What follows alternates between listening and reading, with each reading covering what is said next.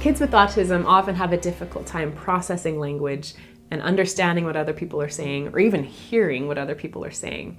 So often they might be so caught up in their own sensory experience that verbal language kind of just doesn't even, it bounces off their ears, right? So as a parent, you might have experienced that, asking your child to do something and they just don't seem to hear you. And in some cases, especially with a child with autism, they might not have heard you. Music, because of the way it touches your brain, can be a totally effective way to help your child hear and understand what you're saying.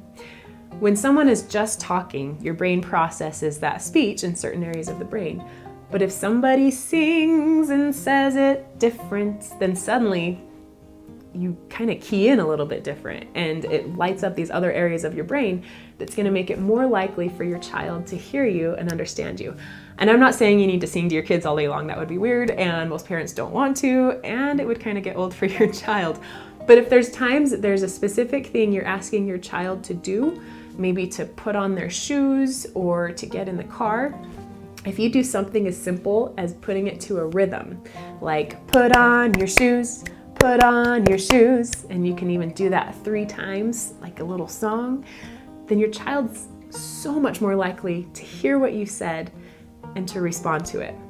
This, of course, does not make it so that they're going to be motivated to follow your directions. This is just making it more likely that they're going to hear and understand your directions.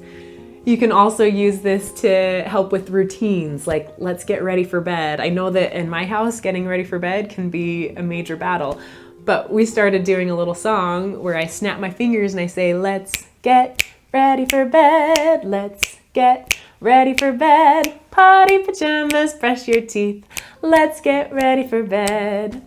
And so even if my kids didn't start getting ready for bed right away, it's not like they just kind of walked and started getting their pajamas on just because I sang the song, but they would kind of start to dance a little bit with it too, and they would start to sing, let's get ready for bed, and it became this fun thing in our house because they heard what I said. They knew exactly what was expected of them, and even though I would still help them walk through the steps, they heard me and they understood me, and I knew that they heard me because they were singing the exact same words.